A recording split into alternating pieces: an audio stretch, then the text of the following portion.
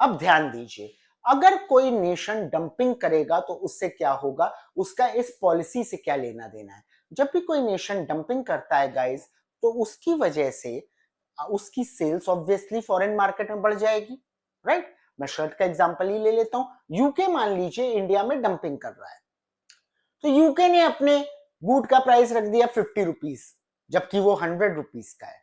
उसकी shirt 100 rupees की है, इंडिया में 50 रुपीज रख दिया। इंडियन गवर्नमेंट ने टैरिफ भी लगाया 30%, तो 15 रुपीज टैरिफ हो गया, तो 65 हो गया टोटल प्राइस। वही शर्ट यूके में 100 की है, इंडिया में 65 की है।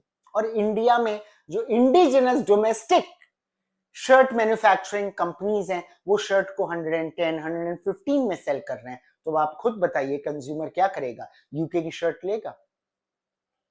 तो इससे यूके का तो एक्सपोर्ट इंक्रीज कर जाएगा, पर इंडिया की जो डोमेस्टिक या इंडिजिनस इंडस्ट्रीज हैं उनको नुकसान पहुंचेगा, उनका प्रोडक्ट सेल आउट नहीं होगा। जब उनका प्रोडक्ट नहीं सेल आउट होगा तो अपना प्रोडक्शन कम करेंगी। जब वो अपना प्रोडक्शन कम करेंगी, क्योंकि उनका प्रोडक्ट देखिए सेल आउट नहीं हो रहा है, सेल्स जो है वो नीचे जा रही है, तो ऑब्वियसली फिर क्यों बनाना जब नहीं बिक रहा है, प्रोडक्शन कम होएगा।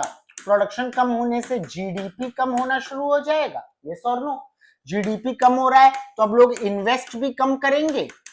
इन्वेस्टमेंट कम होने का मतलब है कि आपका एम्प्लॉयमेंट कम हो जाएगा। भाई जब इन्वेस्ट नहीं कर रहे हैं, नई कंपनीज बन नहीं रही हैं, प्रोडक्शन कम है ही है, तो फिर एम्प्लॉयमेंट कहां से मिलेगा, एम्प्लॉयमेंट डिक्लाइन कर जाएगा।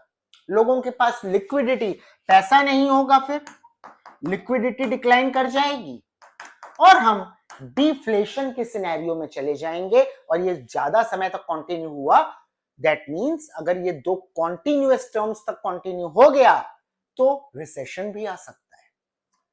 यानी कि आपने तो एक पॉलिसी अडॉप्ट करी अपने आप को बेनिफिट करने के लिए, लेकिन आपने दूसरी कंट्री को बड़ा एडवर्सली इफेक्ट किया, बेगर दाई नेबर पॉलिसी।